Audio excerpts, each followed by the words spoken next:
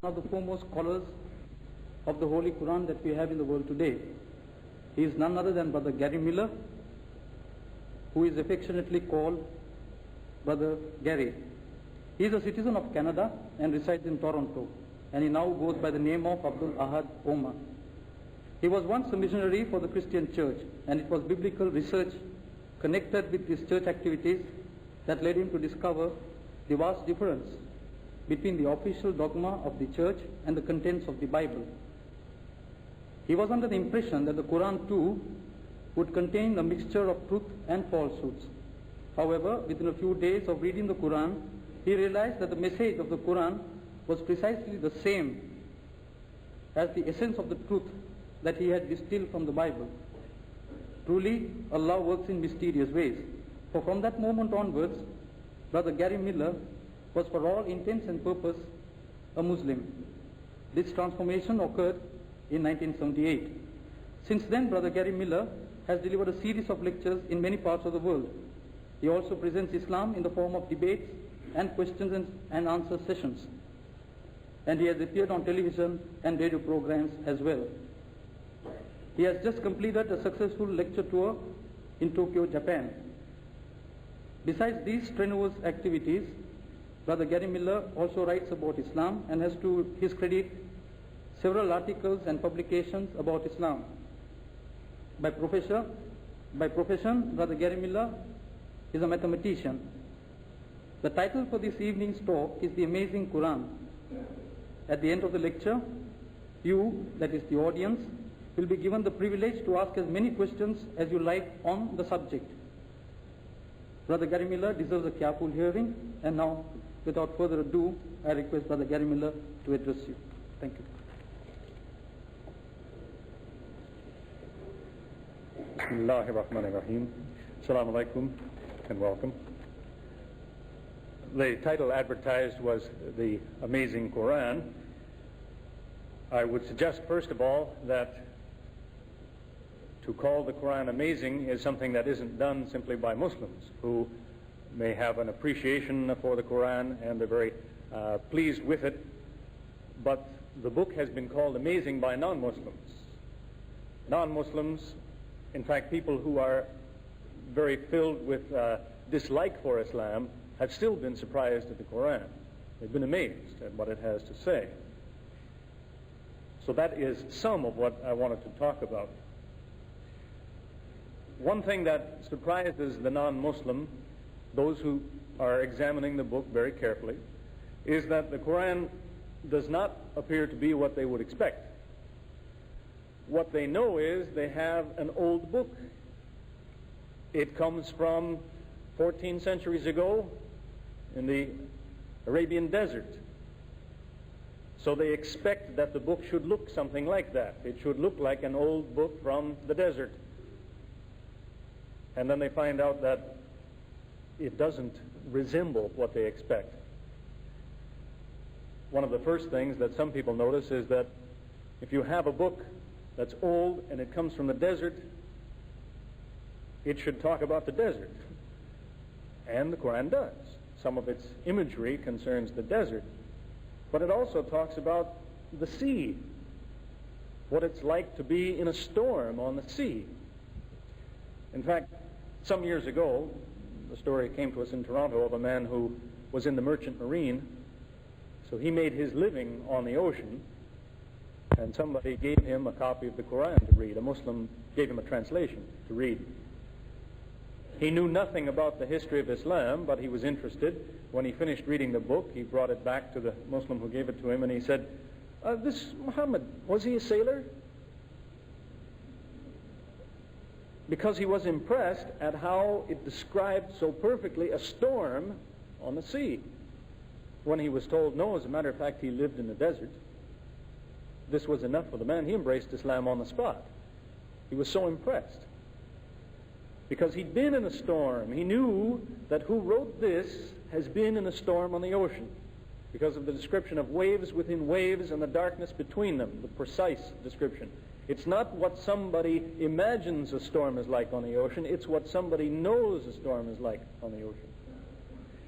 So this is one indication of the kind of thing I'm getting at. that the book doesn't seem to be tied to a certain time and place from the desert 14 centuries ago. The scientific ideas expressed also don't seem to originate from 14 centuries ago. Many centuries before that, there was a theory, well known, of atomism, which was advanced by the Greeks. Democritus in particular was the man's name, who lived about 23 centuries ago. Democritus and the people who came after him assumed that matter comes in a smallest piece, the atom. The Arabs used to deal in that same concept, and the word in Arabic, dharra, an atom, commonly meant that. It's the smallest piece of matter. Now modern science finds out that, yes, there is an atom, there's the smallest unit of matter which still has the same characteristics as the element, but that atom comes apart too. That was a new idea. That's a development of this last century. Interestingly enough, that doesn't outdate the Quran, because we have an interesting statement which is usually missed in any translation of the Quran.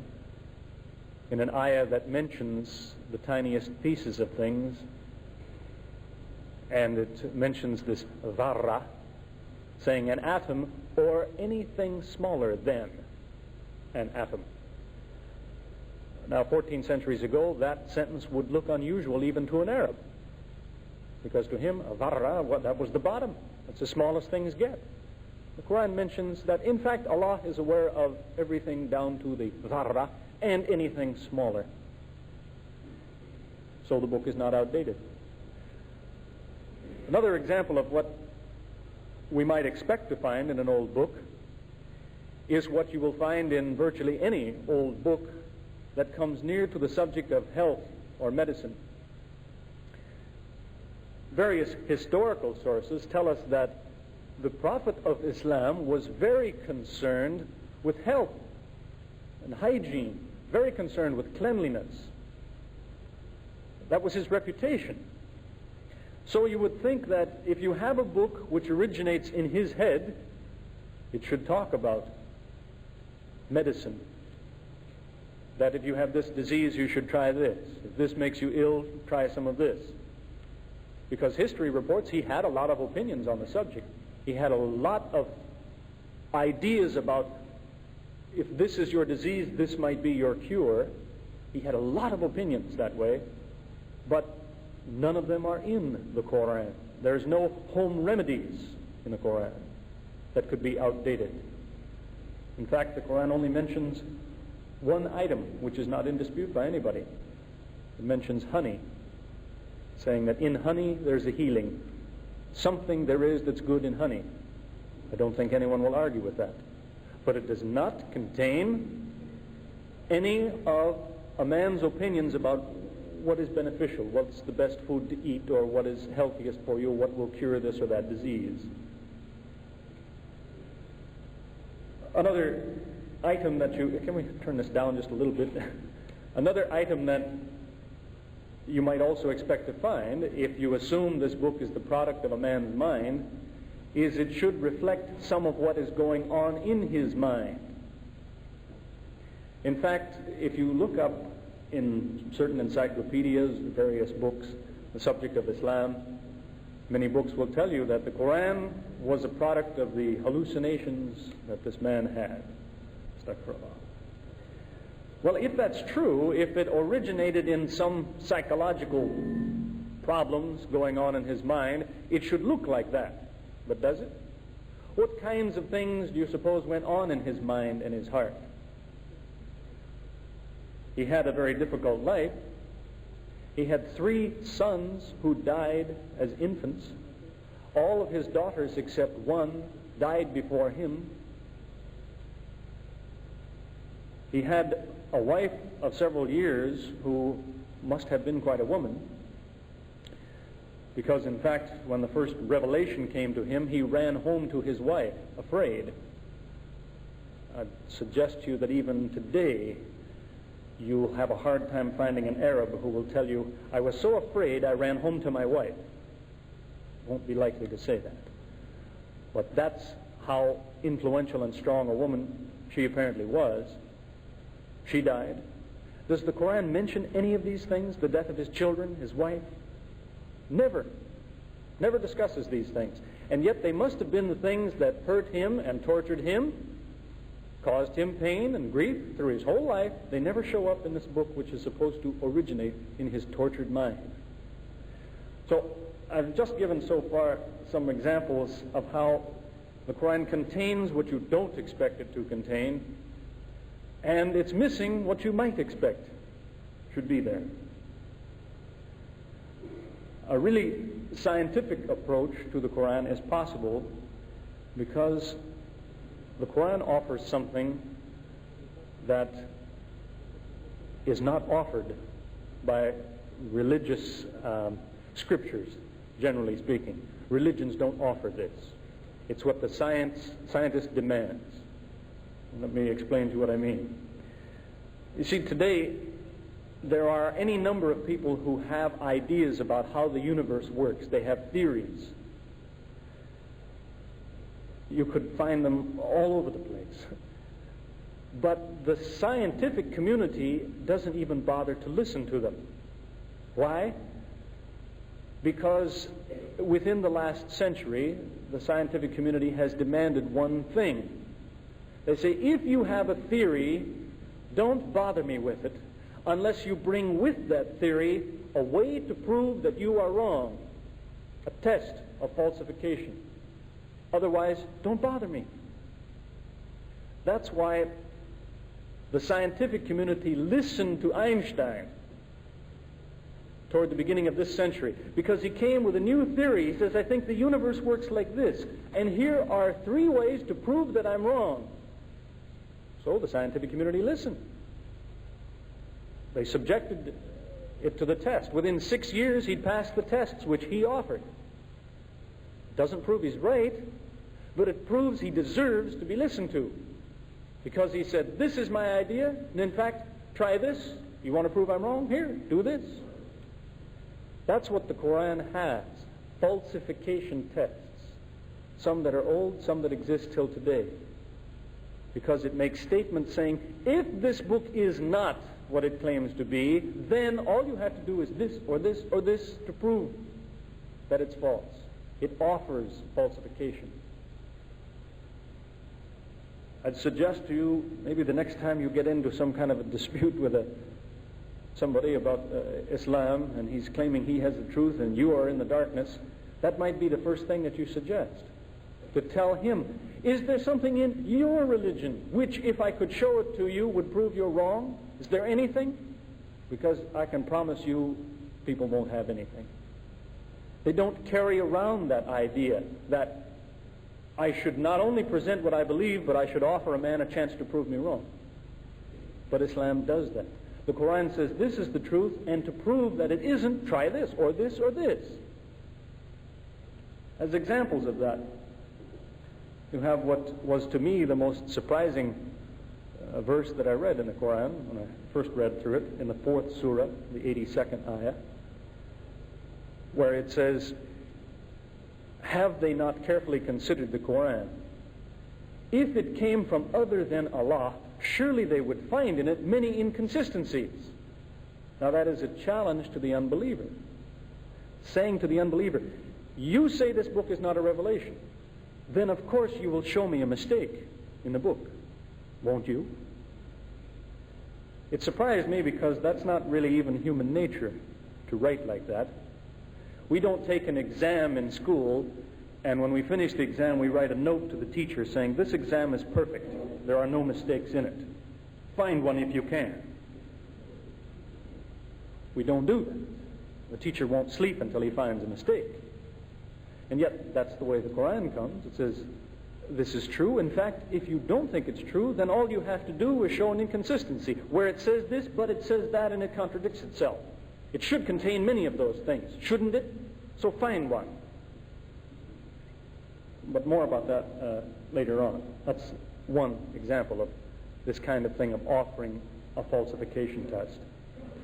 Maybe more interesting to you today is that there's another attitude that comes out in the Quran over and over, and that is advice to the reader. It tells the reader about different facts, and then it gives the advice saying, if you want to know more about this, or if you doubt what is said here, then ask the man who knows.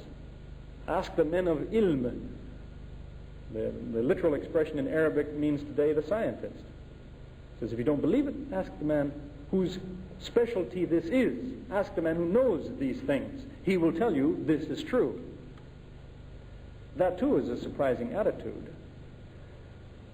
To have a book that comes from somebody without training in these things, but when he talks about geography or botany, biology, whatever his subject, he mentions something and then says, if you doubt it, go ask the man. Ask the man who knows this thing. He'll tell you this is true. In every age, there have been Muslims who have followed that advice and made some surprising discoveries. If you look to the Muslim scientists of so many centuries ago, you'll find that their works are full of quotations from the Quran. They will tell you that they did research in such and such a place, they looked for something, and they tell you, the reason I looked there for this thing is because the Quran says such and so. It told me this is a good place to look. It pointed me in this direction, and I found this. The Quran says, for example, about the origin of man.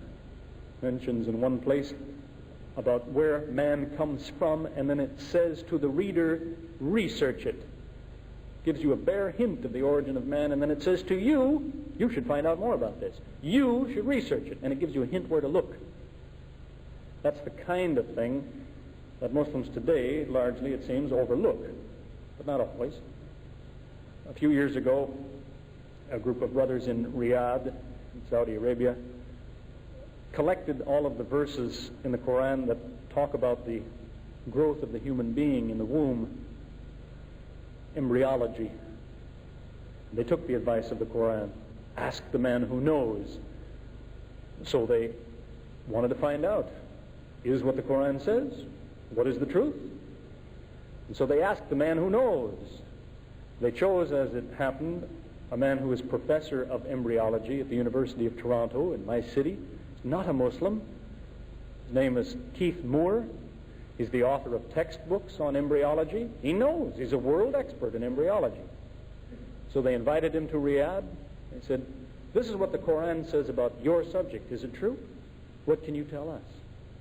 They gave him all the help that he needed in translation, all the cooperation that he asked for, and he was so surprised at what he found that he changed his textbooks. You'll find, in fact, as I say, one of his textbooks is called Before We Are Born. As of the second edition of that textbook, in the history of embryology, he includes some material that wasn't in the first one because of what he found out the Quran says, that it was ahead of its time. People knew what other people didn't know if they believed the Quran all those centuries ago. I had the pleasure just about a week ago of interviewing him for a television presentation. We talked a great deal about this. It was illustrated by slides and so on. He mentioned that, in fact, some of the things that the Quran said about the growth of the human being weren't known until 30 years ago. In fact, one item, he said, was new to him. But he checked on it. It was true, so he added it to his book. That in particular had to do with the description of the embryo. What is its appearance? When he read the description in the Quran, he thought about it. He said it's when it describes the human being that at one stage it resembles alaka, a leech-like clot. He said, I'd never thought of that before, but he went to the zoology department and asked for a picture of a leech, and it looks like the embryo. So he put both pictures in one of his textbooks. He has another one on clinical embryology.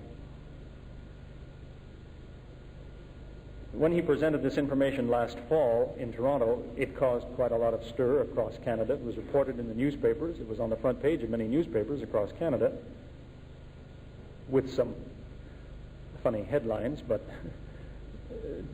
people don't clearly understand what it's all about, I guess. One headline said, was it surprising things found in ancient prayer book, something like this. But one newspaper reporter asked the professor, they said, don't you think maybe the Arabs might have known about these things?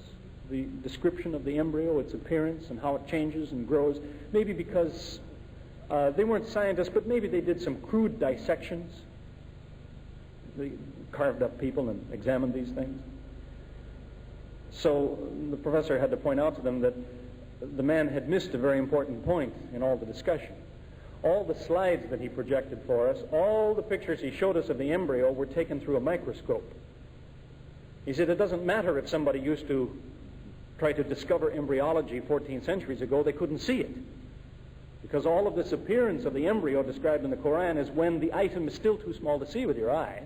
You need a microscope to see it. Now, the microscope has only been around for a little more than 200 years. So he also suggested, he said, if you believe that maybe 14 centuries ago somebody had a microscope, and he did this research, and they made no mistakes, and then they somehow talked this man into putting it in his book, saying, this is true, trust me, put it in your book. Then they destroyed their equipment, kept it a secret that they ever had a microscope. He says, if you believe that, be my guest. He said, but you really shouldn't say that unless you bring some proof, because it's so ridiculous. In fact, when he was asked, how do you explain this information in the Quran? How did it get there? His explanation was, it can only be revealed. Now, that's a non-Muslim, but a man who knows. That's all he has to say. One of his colleagues, his name is Marshall Johnson at the University of Toronto, is in a related field to embryology, but he became so interested in how what the Quran said guided Professor Moore to some interesting ideas that he asked the Muslims to collect for him everything they could on another subject. I want to see if it would lead them to anything. As a hobby. His hobby is geology. So would you collect everything the Quran says about geology, that is the structure of the earth? I wanted to see where it might take him. Because some people have been very surprised in that regard. In fact, there's a man from Yemen, Sheikh Zindani is his name, who has a very effective way of delivering Islam to people. He doesn't tell them that's what he's trying to do, but he collects things like this. He went to a British man, who was a professor of geophysics, that is the construction of the earth. The man was also an atheist, as it happens, and had written some on atheism. But he asked him, he said, if the earth opened up and swallowed me, what would I see? And this professor said, that's a good question. And he gave him quite an explanation. He said, inside the earth you would find such and such and so. And when he had finished his description, the sheikh passed to him translation of the Quran and said, would you read that verse?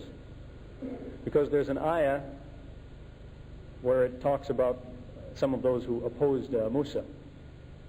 It says, if the earth was opened and swallowed them, they would see such and such and so. And here was the description the man had just given. He was so surprised that he accepted Islam on the spot. This, in fact, is on a tape recording of a talk that Sheikh Zindani made. He had the tape recorder running in the man's office to bear witness. Here's the man, here's what he said. In any case, don't be misled in what I'm getting at here. I'm not trying to prove to you that the Quran is a revelation by telling you these things. What I'm talking about here is an attitude that's in the Quran that you won't find anywhere else. Because the Quran does a very interesting thing. When it gives information like this, it often tells the reader, you didn't know this before. Now, there's no scripture that anybody has that I know of that says things like that. There are ancient writings and scriptures that many people have, and they give a lot of information, but they tell you where the information came from. You have the ancient history of the Bible, for example. And when it tells you this king lived here and this one fought in this battle and he had so many sons, then it tells you if you want more information, read the book of so-and-so, because that's where this came from. It tells you where the information came from. But the Quran says, in many cases, here is information which you didn't have before, but check on it. You'll see that it's true. It's interesting that that was never challenged by the non-Muslims 14 centuries ago. The Meccans hated the Muslims. And time and again they would hear this kind of thing. They'd hear some piece of information, and then part of the revelation says, you didn't know this before now. Now the Meccans never spoke up and said, that's not true. I know where he got that. We learned it in school when we were children. It really was new. And the Muslims followed the advice given here. It said, if you doubt it, check. Check if you don't doubt it. So it was that when Omar was the Caliph, he chose a group of men and said, go find the wall of Dhul Qarnayn. The Arabs had never heard of it before, but the Quran tells you what it looks like and where you find it. So Omar said, you, go find it and report back.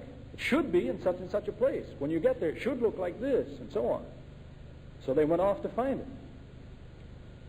It's in what is now called Derbent in the Soviet Union. Now again, my point here is that the Quran may be accurate about a lot of things, but accuracy does not mean that a book is a revelation. What it means is you have a problem. It means you should find some explanation for where did this information come from. But an accurate book is not necessarily a divine book. The telephone book is probably accurate. It doesn't mean it's a revelation. But the point is to work the other direction. If you find a mistake, then you disqualify something. And that's what the Quran encourages. There was a man came to me after a lecture in South Africa last year, and he was very angry about some of the things I had to say. He said, I'm going home tonight and I'm going to find a mistake in the Quran. I said, congratulations, that's the most intelligent thing you've said. That's what you want to tell somebody to do, because the book offers the same challenge. It says, do you think this is not what it says it is? Then try this, try this. It's supposed to make you look. It's not a book that is delivered as though you are commanded to believe it. Now read it. It's supposed to work the other way. You read it and you come to believe it because you can't disqualify it. It earns your respect because you cannot find a disqualification. Now again, I have to stress, just because you can't explain something doesn't mean that you can take the first explanation somebody offers. You see, you may have some religious groups who will tell you, look, we had a miracle last night. A man came to us, he couldn't walk, and we said some words and he got up and he walked. How do you explain that? And if you say, I can't, they say, you see, I have the true religion. It's the power of God. Maybe, maybe not. Just because you can't explain it doesn't mean you have to accept his explanation. The same goes for the Quran. If you find something remarkable and surprising in there, just because you can't explain it doesn't mean that you have to believe it's a revelation. That's your business. But it shows the difficulty that people have if they say, I don't believe it. The Quran points out that these people have an obligation to find an explanation then. In fact, it mentions one man in an ayah, which I have always seen mistranslated into English at least. It talks about a man who heard the truth explained to him, and then it says why he was guilty. It says he got up and left and he didn't check on what he heard. It says you're guilty. If you hear something but you don't check to make sure it's true, you're guilty. That's a crime. You're supposed to process the information, to decide which is the garbage to throw out, which is the good to keep. But you can't just let it come in and rattle around in your head. You're supposed to put it into the proper category. Is it true? Is it false? Is it still speculation? Maybe true, maybe false, but I don't know. Put it in these categories. The real certainty, that is the confidence that comes in the Quran, comes from a different approach. The certainty in acceptance of the Quran comes from exhausting the alternatives. To explain it this way, The book says it is a revelation. If you don't believe that, what is it? You have to come up with some explanation. You have a book. It's paper and ink. Where did it come from? It says it's a revelation. If it isn't, then where did it come from?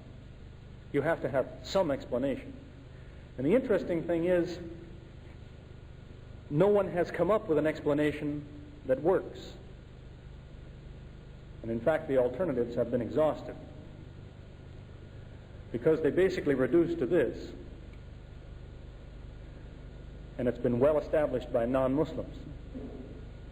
They'll tell you, well, the book, if it wasn't a revelation, either that man deceived everyone or somebody deceived him. Either he fooled people or somebody fooled him, one or the other. That's what the non-Muslim says. And they do an interesting thing. They fall into two schools, insisting on one or the other. You have a large group of people who have researched it for hundreds of years, and they'll tell you, one thing we know for sure, that man, Muhammad, he thought he was a prophet. He was crazy. Astaghfirullah. But they're convinced that he was fooled somehow.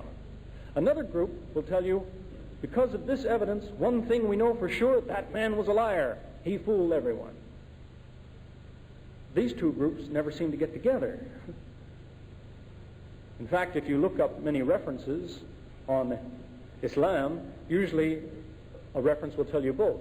They may start by telling you the man was crazy, and they finish by telling you he was a liar. They never seem to realize you can't be both. If you are deluded, if you think you are a prophet, then you don't sit up late at night trying to figure out how will I fool people tomorrow so they'll think I'm a prophet. In fact, a great deal of the Quran came in answer to questions. Somebody would ask the man a question, and the revelation would come with the answer. You see, if you are deluded, you think that an angel puts words in your ear, then when somebody asks you a question, you think the angel will give you the answer. You're crazy. You think that. You don't tell somebody, wait till tomorrow, I'll have the answer. And then you run to your friends that night and say, does anyone know the answer? This is a man who doesn't believe he's a prophet. You can't have it both ways. You could be deluded, or you could be a forger. You could be neither one. You can't be both. You can't mix them. As I say, what you have is one group of people who will tell you, they assemble a lot of evidence, and they say, because the Quran is not a revelation, we have to explain these things. And they have a list of things they must explain. And they say the only explanation for these things is the man was deluded. He thought he was a prophet. And another group of people say, because the Quran is not a revelation, we must explain these things. And they have a different list of things. And they say the only explanation for these facts is the man was a forger. He was a liar. He knew what he was doing, but he lied. These two groups don't get together to realize that you have to explain both lists of difficulties. You need this excuse here, and you need that excuse in this place, but you can't have both. To give you an example, the kind of circle that people go in, you ask somebody, what's the origin of the Quran? They tell you it came from the imagination of a man. But then you ask him, if it came from his head, where did he get his information? That is, the Quran talks about a lot of things which the Arabs didn't know about. If it came out of his head, how did that information get in his head? Then they'll tell you, well, maybe he wasn't crazy. Maybe he was a liar. Some foreigner brought him the information, so he lied. He told people he was a prophet. But then you have to ask them, if he was a liar, where did he get his confidence? Why did he behave as though he thought he was a prophet? And then they have to tell you, well, maybe he was crazy. He thought he was a prophet. And they start over and go round and round in this circle. As I've illustrated the one point, you have the information, like the wall of Dhul Qarnayn. Who told this man about this place hundreds of miles to the north? Who told this man about embryology? And so on. When people assemble these facts, they have to assume that, well, Somebody brought him the information, and he used it to fool people. But now, if you assume that he was a liar, where did he get his confidence? Why is it that, for example, he told some people to their face what they would not say? That involves being convinced that you have a revelation. The Prophet had an uncle by the name of Abu Lahab, or that was his nickname, Abu Lahab. Here was a man who hated Islam, who used to follow the man around, who used to follow the Prophet around. If he saw him speaking to a stranger, he'd wait till they parted, and he'd go to the stranger and say, "What did he tell you? Did he say black? It's white." That's how he thought. It was the opposite of what that man said. But about 10 years before this man died, before Abu Lahab died, the little surah, which is called Lahab, is in the Quran, and it says of this man, in just these few words it describes him, it says, in effect, he'll never change. He'll never be any different. For about 10 years, the Muslims could go to Abu Lahab and say, "It has been revealed to us that you will never be a Muslim." All he had to do was say, "Well, I want to be a Muslim. How do you like that? What do you think of your revelation now?" But he didn't do that. And yet that's the kind of behavior you would expect from the man. He always said the opposite of what the Muslims said. See how dangerous that is from a human point of view? You're saying to somebody, "You hate me? You want to finish me? Here, say these words and I'm through. Come on, say them, say them." But he wouldn't do it. In order to put something like that in your book, you have to be convinced that you really have a revelation. When the Prophet fled from Mecca to Medina and he hid in the cave with Abu Bakr, they could see people coming to kill them. Abu Bakr was afraid. Now, if this man is a forger, somebody who lies to fool people, he's the Prophet, what would you expect him to say when he sees people coming to kill him? You would expect he might say to his friend Abu Bakr, "See if you can find a back way out of the cave," or "Squeeze over in the corner and keep quiet." But in fact, what he said to Abu Bakr on that occasion was to relax. He told him, "Don't worry, because Allah is with us." He was confident. If you know that you're fooling people, where do you get this kind of attitude to say, "No, it's going to be fine"? So, as I say, you can go round and round in a circle, and people do. Because on the one hand, they may tell you Monday, Wednesday, Friday the man was a liar, and Tuesday, Thursday, Saturday they'll tell you that he was crazy. And you can't have it both ways, but they need both excuses to explain certain things. I had a minister in my home, that'd be about 7 years ago, and we were talking, and the Quran was sitting on the floor with the title facing down, so he didn't know which book it was. And I just pointed to the book. I said, "I have confidence in this book." Well, he looked, but he didn't know which book it was. He said, "Well, I'll tell you, if that's not the Bible, it was written by a man." So I said, "Let me tell you something about what's in that book." And in just 3 or 4 minutes, I told him a few things, nothing that I mentioned here, something else, about what is in the Quran. And after 3 or 4 minutes, he said, "You're right." He said, "A man didn't write that book. The devil wrote it." So, which is unfortunate to have that attitude for many reasons. For one thing, that's a very quick and cheap excuse. There's a famous story that a report that is in the Bible. It talks about how some of the Jews were witnesses one day when Jesus raised a man from the dead. A man who'd been dead for 4 days, he said, "Get up," and the man came out of his tomb. And it says some of the Jews who stood there and watched, what did they do? Did they say, "It's a miracle. The man was dead, now he's alive. This is a true prophet"? Some of the Jews said, no, it's the devil that did that raised him up. Now, this story is rehearsed very often in churches, and people cry big tears over that. They say, "Oh, if I'd been there, I wouldn't be so stupid as the Jew who would say that. I mean, a miracle, a dead man gets up. How could I say it was the devil?" But they start to resemble those kinds of people if in 3 minutes you show them enough that all they can say is, oh, the devil did it, it's too much. Maybe the devil did, but that's a very quick decision to make. It's what the Meccans used to say, some of them. They said the devil brought him that. But just as with every other suggestion made, the Quran gives an answer. It says in one verse in particular, it says, do they say this came from Satan? Remind them of this. And it gives an argument in reply to that.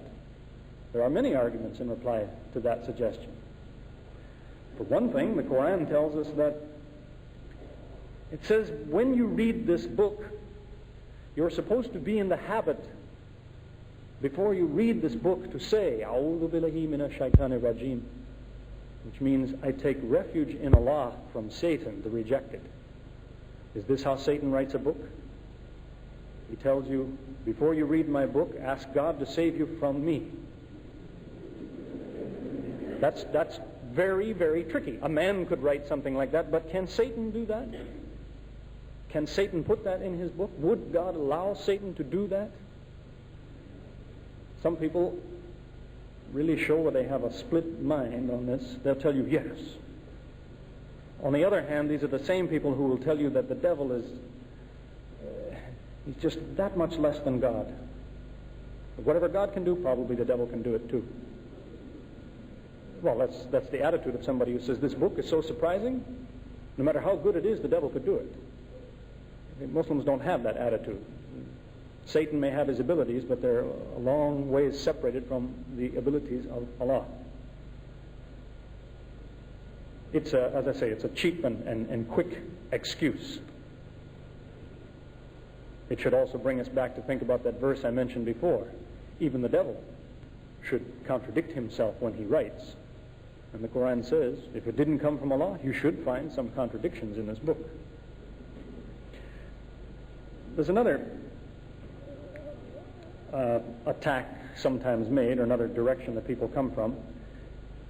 They may tell you that, well, your prophet was a liar and he was deceived.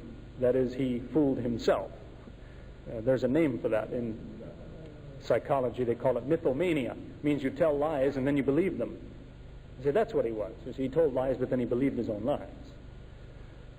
The problem with that idea is that mythomania cannot deal with facts.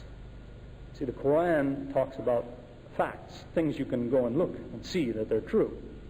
The mythomaniac can't do that. Facts are a problem for him. The psychologist, the psychiatrist, tries to treat a man by confronting him with facts. If a man is mentally ill and he says, I'm the King of England, the psychologist doesn't say to him, you are crazy, you're not the King of England. He doesn't say that. He confronts him with facts. He says, you say you're the King of England? Tell me, where is the Queen today? Who is your Prime Minister? Bring me the army. Or something like that. So the man has trouble trying to deal with this. He has to make excuses. The Queen, she's visiting her mother. My Prime Minister, he resigned. He has to make excuses because the facts give him trouble. And this is how he's cured. If you keep putting enough facts in front of him, finally he faces the reality and realizes, I've been deluded. That's the way the Quran approaches everyone who reads it. There's an ayah which says, in these words there is a healing. Now this is part of the meaning of that. It's therapy. It heals crazy people. By telling them, you think this, you think that? Well, don't forget this. Have you considered such and such? That's the repeated kind of attitude throughout the Quran. It's saying, oh man, do you say so and so, but what about such and such? Oh man, have you said so and so, but didn't you also say this? How can you try that when you know this? It's always putting the facts in front of you, pushing your nose into what is relevant, what matters. So it heals you of your delusions. That's at least one aspect of the meaning of that verse. Maybe that has not always been as appreciated as it should be. There are, till now, some people who will tell you that the meaning of this verse is that there's medicine in the words of the Quran. Maybe. I know of a man who was quite ill, and so somebody took a page from the Quran and they poured water on it and they washed all the words off and they put the ink in a glass and they said, "You drink this. It will heal you." Well, maybe. That would be one understanding of those words. I personally don't think so, but maybe. But certainly, people are healed of their craziness by the words of the Quran. It has, this type of thing, confronting people with the facts, has come to the attention of a lot of non-Muslims. In fact, you'll find an interesting reference in the New Catholic Encyclopedia. Now, here is the Catholic Church that has been around for so many centuries. The Quran is a problem for them. It says it's a revelation, so they study it. They would love to find proof that it isn't. They would love to find an explanation for what is it really, but they can't. At least the Catholic Church has been honest in its scholarship. They don't take the first quick excuse.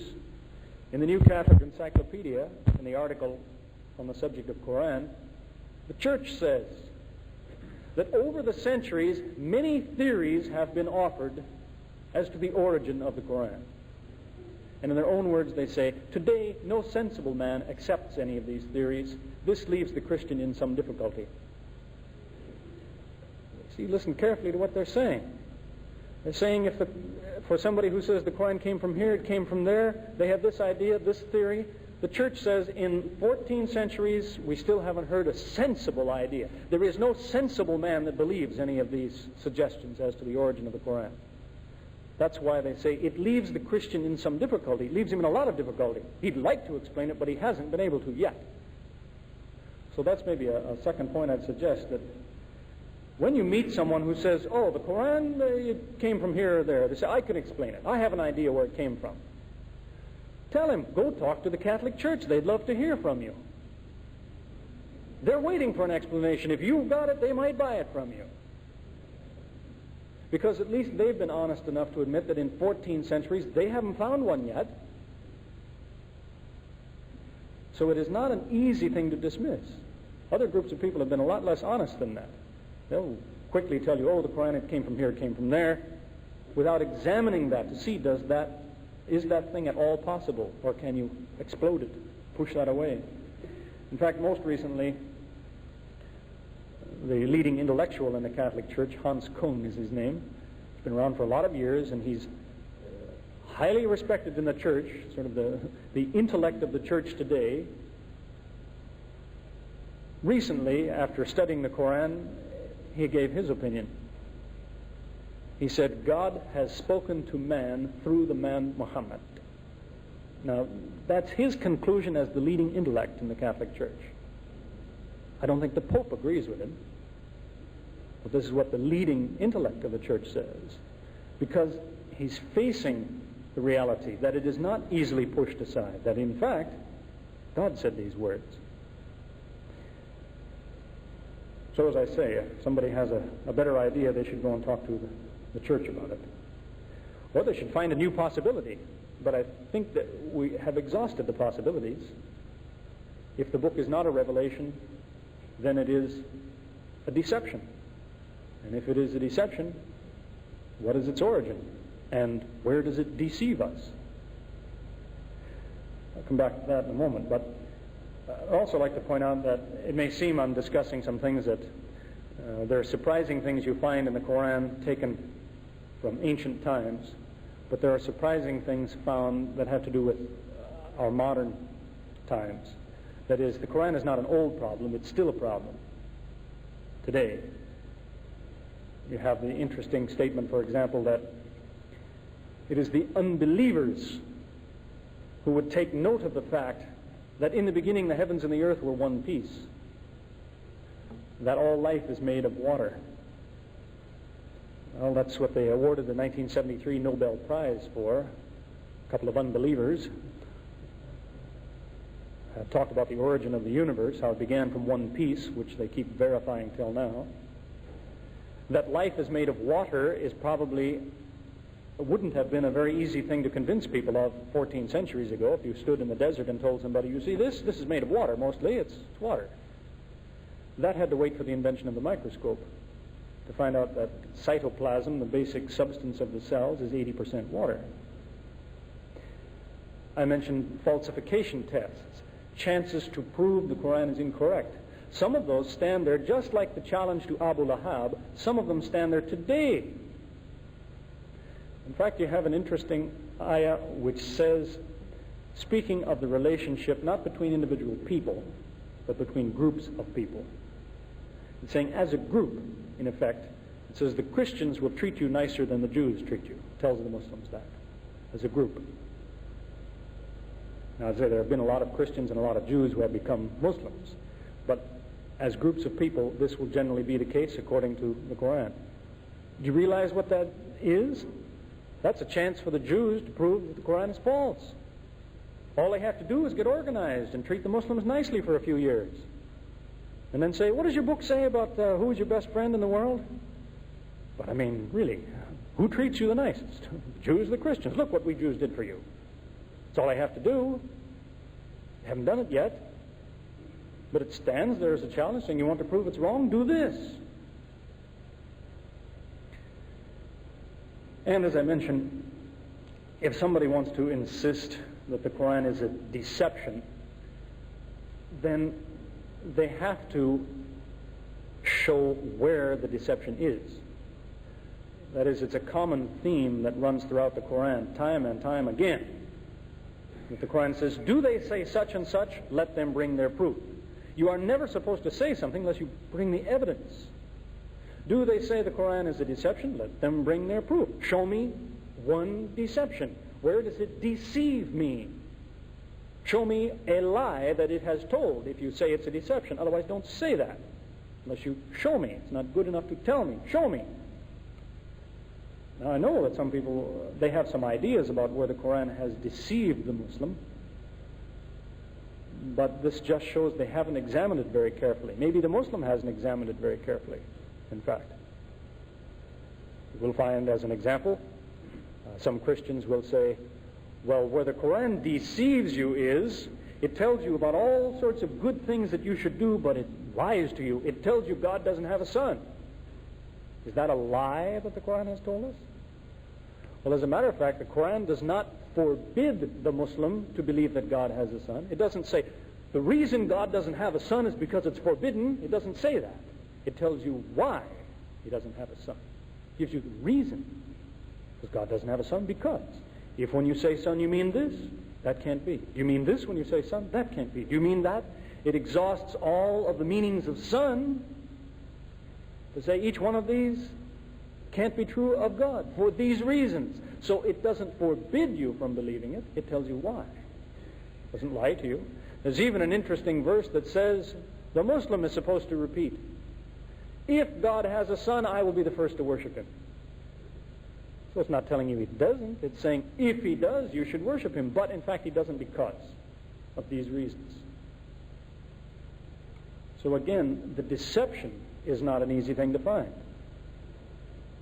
Stress that to people. If they want to say the book deceives, let them show the lie they're talking about, which is the false thing it says. And don't be misled onto this kind of thing.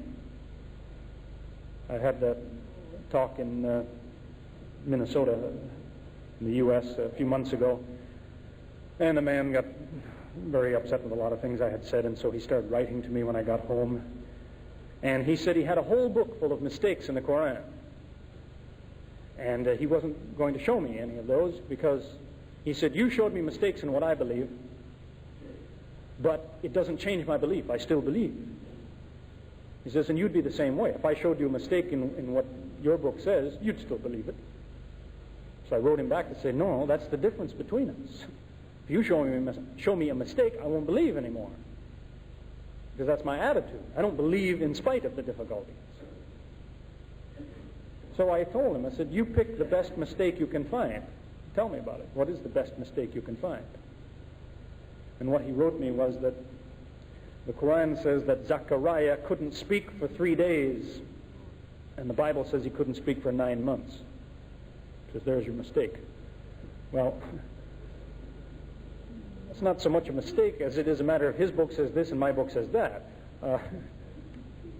What remains to be proven is whose book is correct, which in fact can be demonstrated. But you see what I mean? It's not disagreement that is a problem. It's the actual proof. Somebody has to bring you the actual mistake, the case that will stand up in court to say this is false, but it's in your book. There's another way that a person can approach the Quran in examining the things that it has to say. I'll just illustrate this briefly. You can discover how surprising the book is by assembling what you might call a list of good guesses. See, the Quran talks about a lot of things. But if I can explain it to you the way it works in mathematics, when you make guesses, if you have two choices, one is right, one is wrong, and you close your eyes and make a choice, half the time you'll be right. So you have a 1 in 2 chance. You could pick the wrong one, you could pick the right one. So 1 time out of 2, you'll be right. But if you have 2 situations like that, I can be right or wrong about this, and I can be right or wrong about that, and I close my eyes and I guess like this, I'll only be right 1 time in 4. It becomes 1/2 times 1/2. That's because there's 3 ways to be wrong now.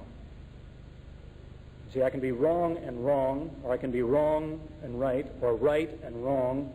But the only way to be right is to be right and right. That's 1 out of the 4 possibilities. If you have 3 situations like that, and you make a blind guess 3 times, I'll guess this, and I'll guess that, and I'll guess this, you'll only be right 1 time in 8. So 1/2 times 1/2 times 1/2. Suppose that your options are 1 in 10. And you have another situation where there's 10 guesses, only 1 is right. And 10 guesses here, only 1 is right. If you close your eyes and pick 1, you're only going to be right 1 time in 100.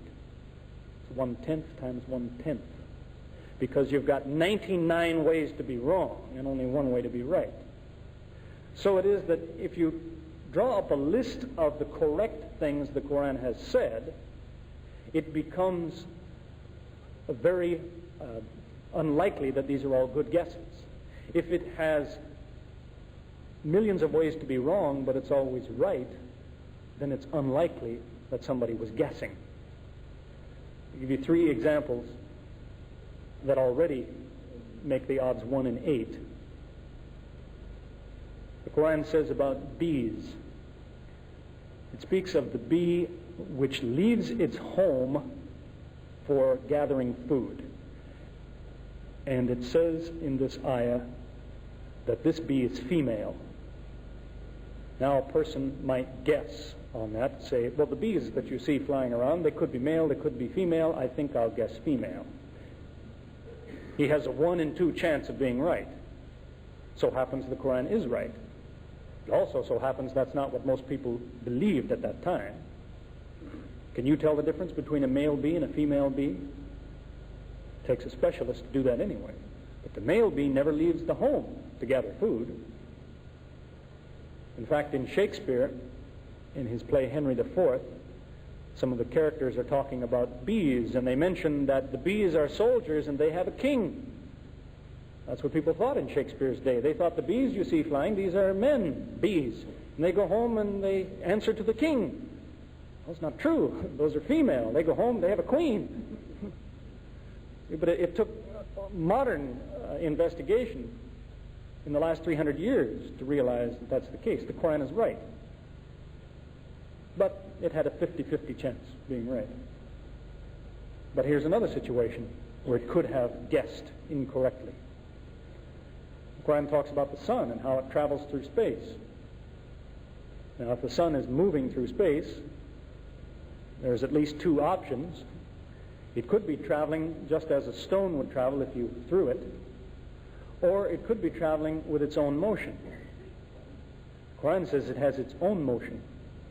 It uses a form of the word sabaha, which, if you use that word and you talk about a man, if you say he did this, yasbah, along the ground, you don't mean that somebody rolled him, you mean he's walking. If you say that of a man in water, you don't mean that he's floating, you mean he's swimming. If you say that of the sun, you don't mean that it's just flying through space, you mean it's turning as it goes through space. Well, the Quran says the sun turns. Is that an easy thing to discover? Can you tell the sun is turning? If you look at it, you can look for a second or two and you have to look away. You don't see any marks on it. You don't see anything after a few seconds. But in modern times, the equipment was made available to project the image of the sun down onto a tabletop so that you could look at it without being blinded. And then you see that after all there are spots on the sun. And they move. And the sun turns once every 25 days.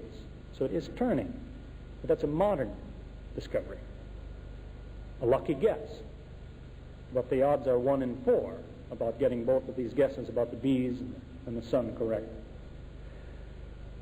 And another indication would be to think back 14 centuries ago, people probably didn't understand about time zones. That back at home right now, my family's having breakfast. But it's dark here, and the sun just came up there. See, 14 centuries ago, a man could only travel about 35 miles a day. And if he traveled from India to Morocco, it took him months. And probably when he had supper in Morocco, he thought, back at home they're having supper now in India. Because he didn't realize he has moved across the time zones. But the Quran is aware of that. It tells you in an interesting ayah, it says that when history finishes, when the judgment day arrives, it will happen in an instant. History ends in an instant.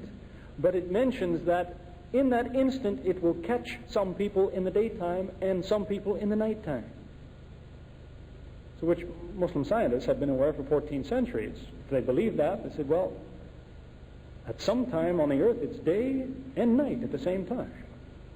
That's not a thing that's obvious to your eyes or to your experience, but the Quran mentions that. So again, it's a good guess. And you can draw up a long list of good guesses, and the odds become very high that these are all guesses.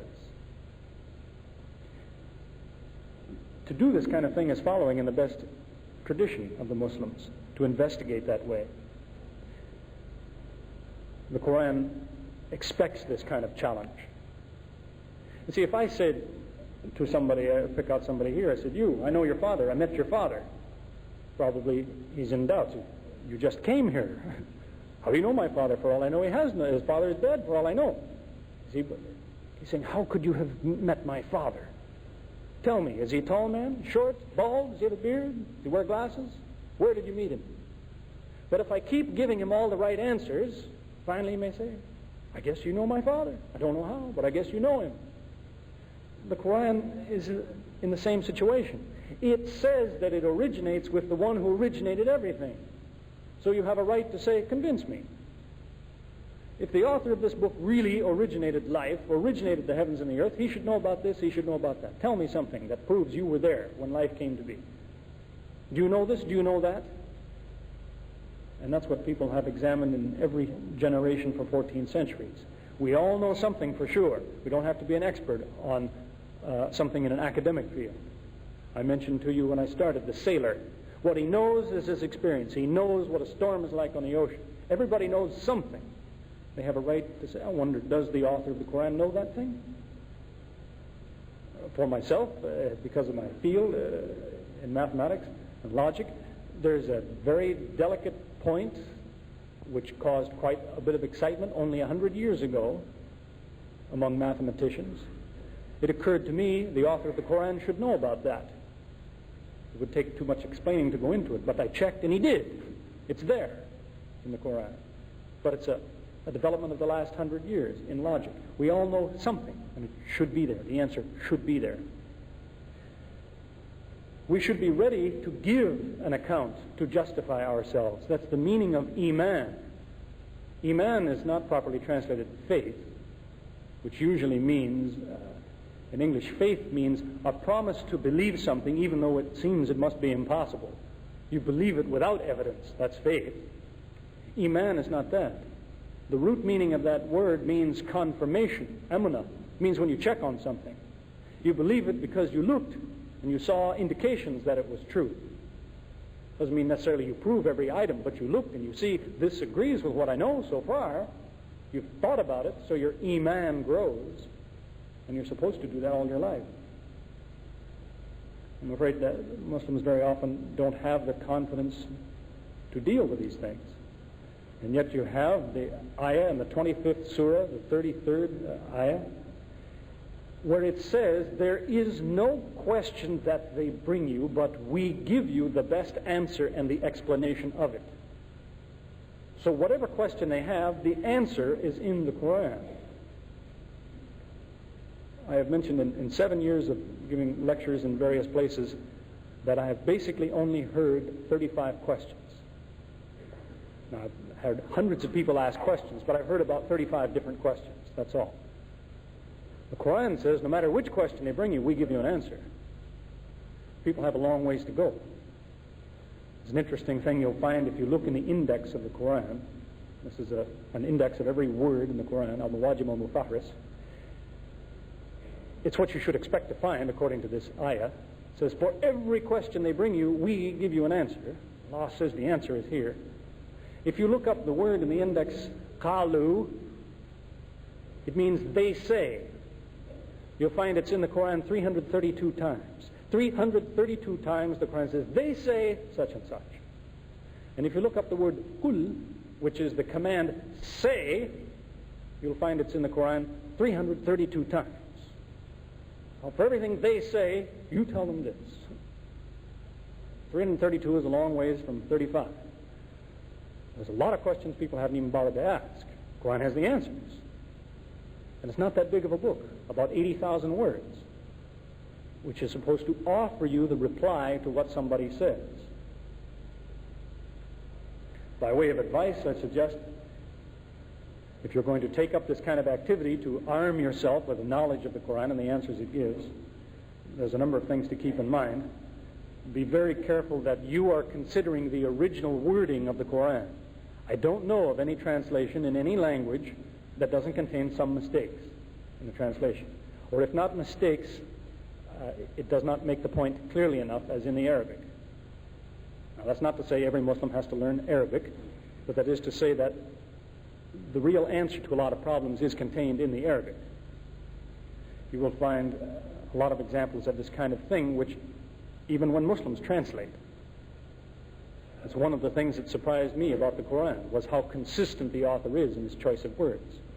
If he tells a story one way, he doesn't trip himself up in another place by telling it in a different way. Don't be fooled by this kind of thing.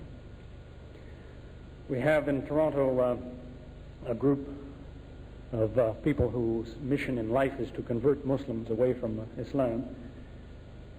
And the Muslims always go to the lectures that they put on. They find it very entertaining, in fact. And recently, a man gave a talk and he was explaining how, he said, you know, if you Muslims paid more attention to the Quran, you might be Christians. Because look what the Quran says here about Jesus. It says he is ayat lil alameen, a sign to all the worlds. Did you see that? It doesn't say that about your prophet. But it says of Jesus, he's ayat lil alameen. Think about that. You might be a Christian. So a friend of mine asked when the question period came, he said, I want to sort out the confusion. You said that because I read that Jesus was ayat lil alameen, I should be a Christian. What should I be when I read in the Quran in this place where it says Firaun was ayat lil alameen? Which religion will that lead me to? Because it says the same thing about Pharaoh. The exact same words describe Pharaoh as describe Jesus in this case. They're very different kinds of people, of course, but they have this in common. But if you're not aware of that, a person can be fooled in this way. The man who said this probably knew that, but hoped that the Muslims didn't. Or maybe he didn't know it. Doesn't matter, he'll keep using it. I know this man, and that's his reputation. You see, by way of a second piece of advice, both the Muslim and the non-Muslim, if you're going to investigate something, Take the advice that the scientific community gives now. They tell a young man who's starting out to investigate, he's newly out of university maybe, or in university, and he wants to make a career being a scientist in some field, and the advice they offer him is, get hold of a theory and defend it, even if it's false. Defend it if you can.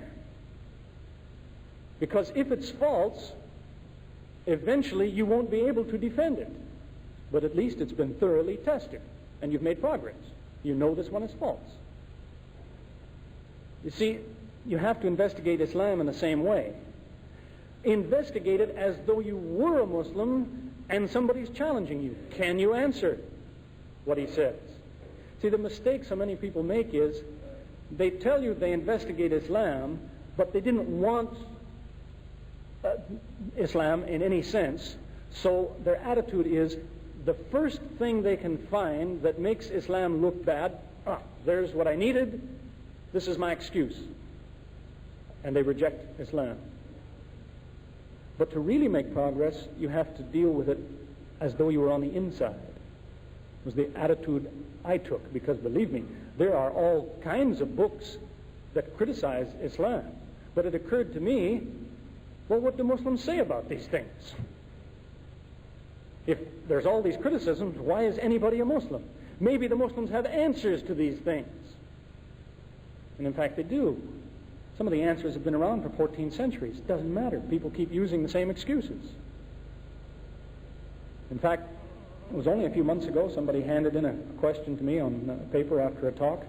They said, what about this mistake in the Quran, where it says that the mother of Jesus was the sister of Aaron? So that's a confusion. Maryam has been confused with Miriam. Miriam was the sister of Harun. Maryam lived hundreds of years later and was the mother of Jesus. So your book has a mistake in it. See, for 14 centuries the Muslims have explained, no, this word here translated in this way does not necessarily mean a sister. It means a woman from that family. It means she was descended from the family of Aaron. It's a figure of speech. You say sister of Aaron, you mean from the family of Aaron, not necessarily literally Aaron. No, no, no. Some missionary groups will tell you it's a mistake. Well, if they want to call it a mistake, be my guest. Do you know that the Bible says, on the subject of Elizabeth, the mother of John the Baptist, the mother of Yahya, it says she was the daughter of Aaron. You tell them that and they say, no, no, no. You see, daughter doesn't mean daughter. It means great-great-great-great-great-great-granddaughter. That's an example of, you see, taking the first thing that looks like it will work, instead of finding out, does it really work? I'll tell you one last story along those lines, which has gone out over a period of about 3 years now. About 3 years ago, the man who was the head of this missionary group in Toronto said, at a public meeting, he said, there's a serious mistake in the Quran. In the place where it says, the Jews boasted, we killed the Messiah. He said the Jews would never say that. A Jew would never say, I killed the Messiah. They're waiting for the Messiah. They wouldn't say, we killed the Messiah. Your book is wrong. So it was pointed out to him that this was sarcasm, that the Quran also says that the Meccans used to come to the Muslims and say to them, you to whom the revelation came, tell us something. It didn't mean the Meccans believed that the revelation came to these people. They were teasing them. The Bible says that the Jews said to Jesus when they crucified him, they said, save yourself, Messiah. They didn't say false Messiah. They said, Messiah, save yourself. Come down from there.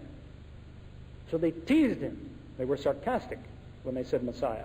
And that's all the Quran talks about. Didn't matter to this man. 2 years later, one of his students came to a talk that I gave.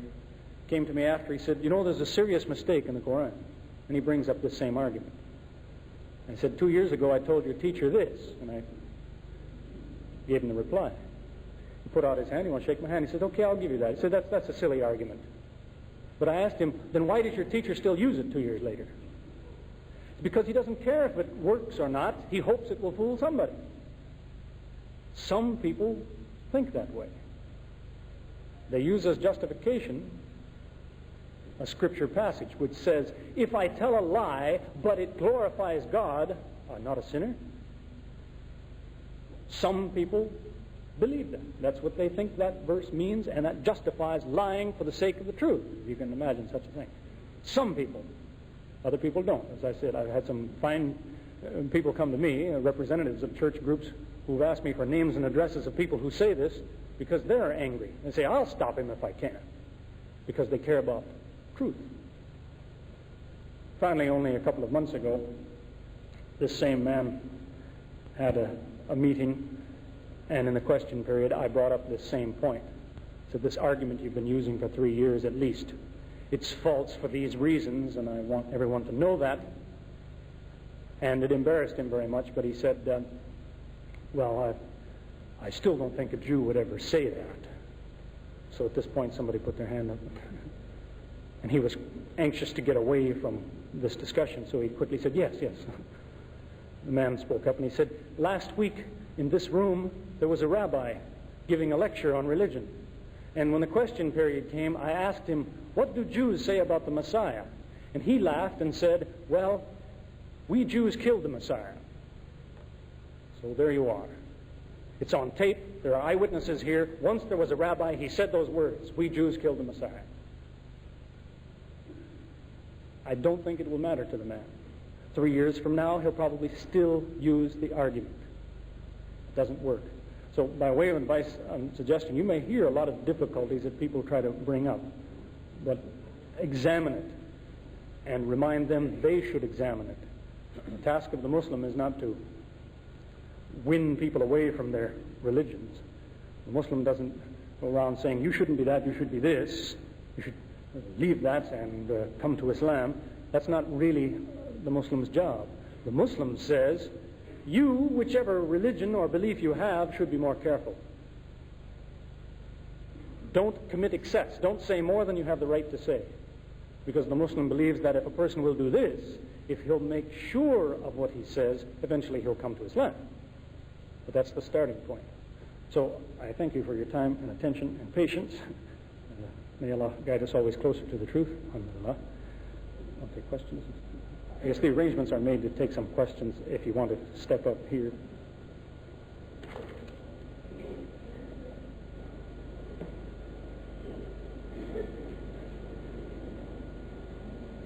We have come to the end of the lecture, and now we come to the second important part of this lecture, which is questions. Anybody here? Yes, sir.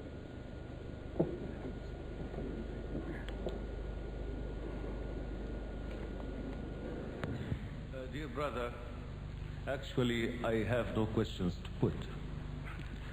My many questions have been amply satisfied long time ago. But if you allow me, I have a comment to make. Generally, Muslims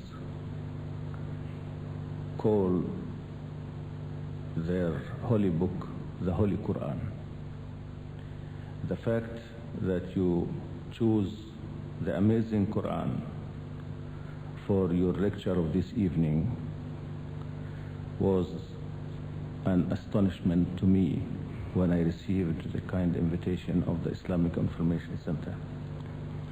But when I listened to you, I understood amply why you used this amazing terminology to describe the Holy Quran. My comment is this.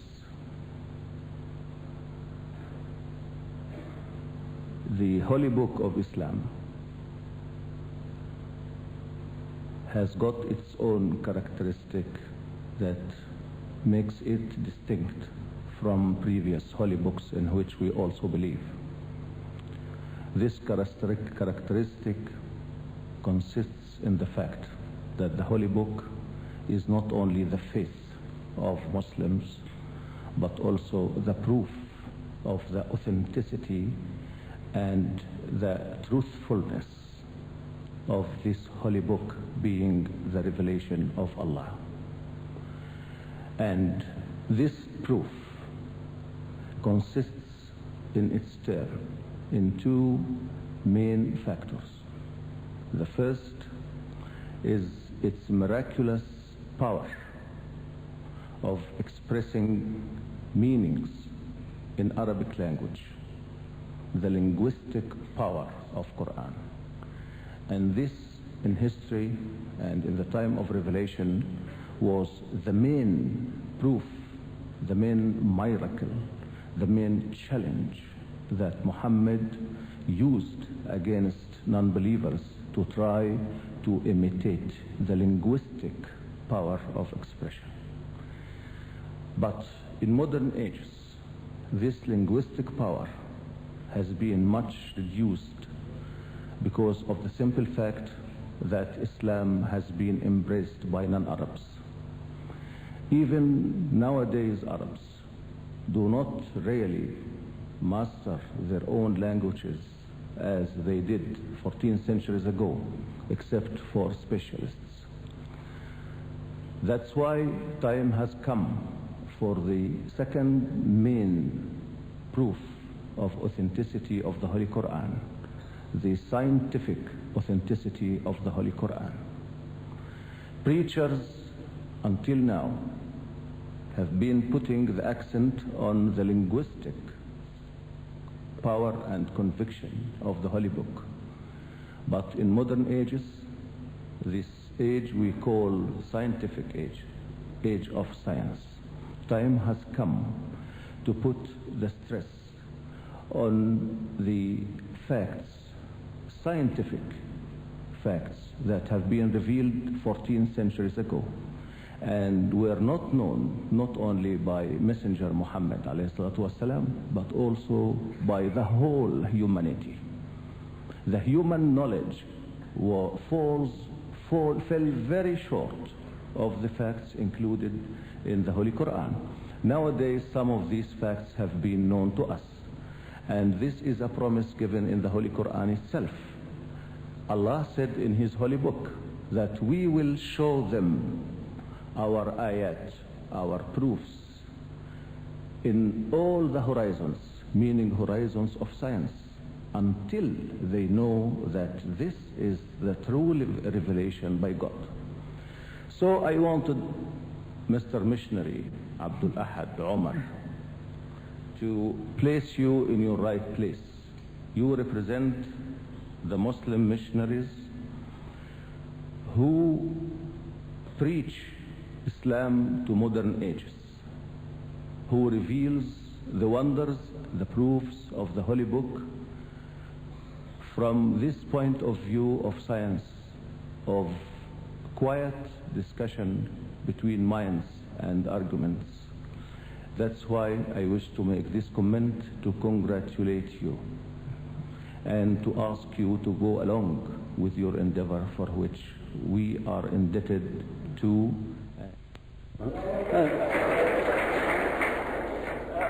I would just remind me of a couple of things to mention. The Quran is also often called by the description of Majid, and Majid is not that far from what you might say is amazing. I mean, it is glorious, it is surprising, and the revelation too is spoken of in one ayah. It says to the Prophet, when it is revealed to you, it says Ajibta. It says, you marvel, you're amazed. They ridicule, but you're amazed. So the thought is there. I'd also stress what you may yet find too is that the linguistics is itself today a science. So the surprising aspects of the linguistics are still a scientific thing to point out to people, because the Arabic language today is a problem for people because it hasn't changed in all these centuries. It's borrowed a lot of words from someplace, but the Arabic is still preserved, due largely, I suppose, to the Quran. But that in itself is a problem for the linguist. No other language does that. It evolves in time. So that the linguistics was the second thing that I noticed in the Quran that surprised me so much, because I read a translation, probably one of the worst translations there is of the Quran. But then in having discussions with Muslims, they'd be talking about this or that, and they'd say, well, you know, the Quran says such and such. And I'd be so frustrated. I think, I read the translation. I don't remember that. So they'd show me in the Arabic, and you'd realize that the translation missed this point and that point. So I realized right away, in order to get the full meaning, you've at least got to examine the original. And so much is missing very often in translations. And some really remarkable things. They are virtually, well, it'll take me too far off the track, but that's what led to a lot of interesting developments. You have questions there? It's asking for some elaboration on where this wall of Dhul Qarnayn is. Is it true that the Yajuj are the Russians?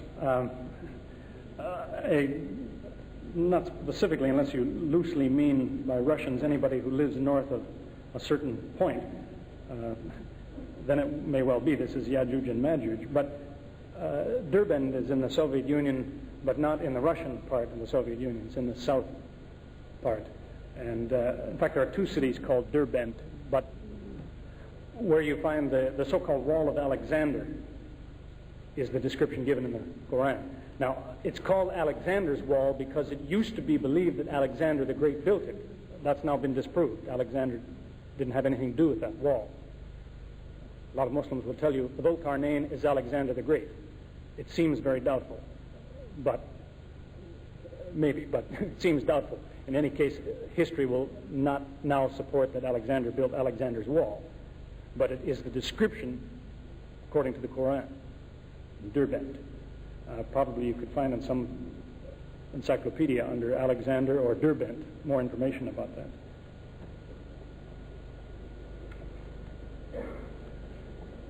What is the best English translation of the Quran?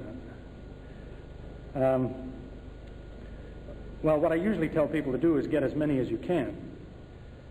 Because if you don't know the Arabic, at least when you read, compare how the translations are of the same verse.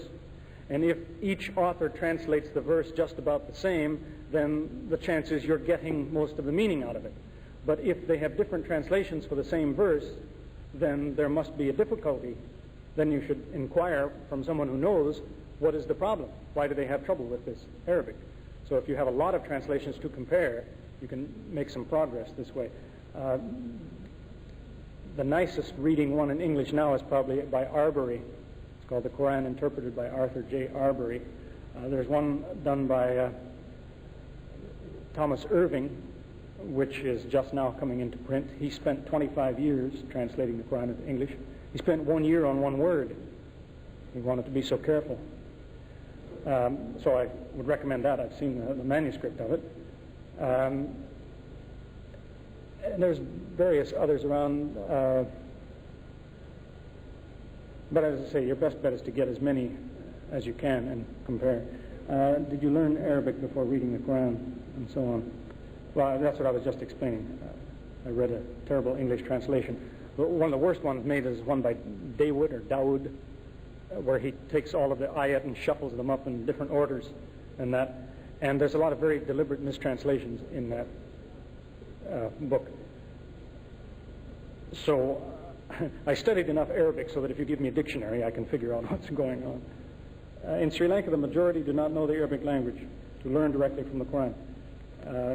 Can you learn from the English translations? Well, that's basically what I'm trying to tell you, is that you can learn a lot from anything, but just remember what's going on, that you are reading a translation.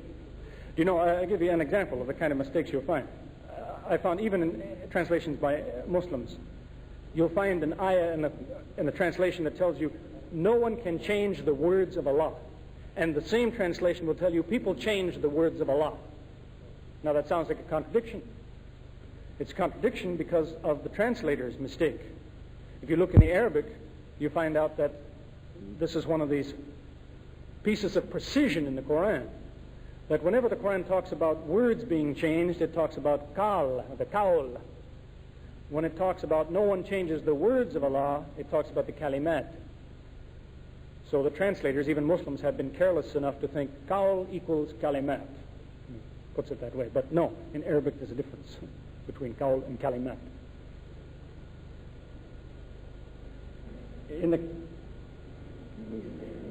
let's see. Mentioning that, as a brother had talked about, Muslims believe in other holy books.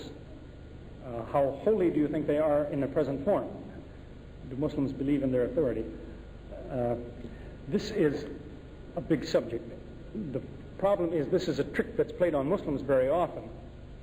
That's a standard missionary trick, where people will say, look, Muslims, your book says my book is true. So look, my book says your book is false. That kind of nonsense. The Quran talks about other scriptures. It says there's truth in them, and it says there's faults in them. And it says the Quran will show you the difference between them. That does not mean that if the Quran says it, but their book says this, the Quran must be right. That's not the attitude. The Quran tells you the truth is obvious. That this is correct can be shown because of what's in their book.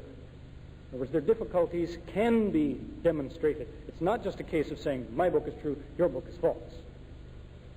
In fact, the one verse that's used, they write missionary books on it, is from the 5th surah, the 48th ayah, where it says of the Quran that it was revealed to confirm the truth in previous books. And this is where people stop. And they say, see, Muslims, your book says my book is true. They stop halfway through the sentence. The rest of the verse says, and it was revealed, and the Arabic word used is muhaymin, means as quality control over those books.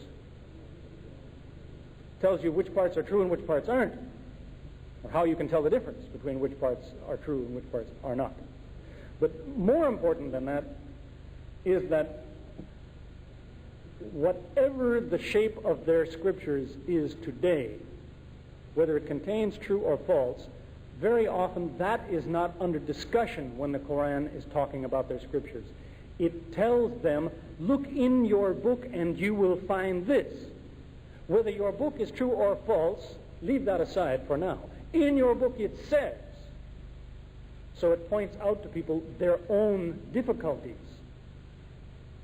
This follows in apparently the best tradition of Jesus.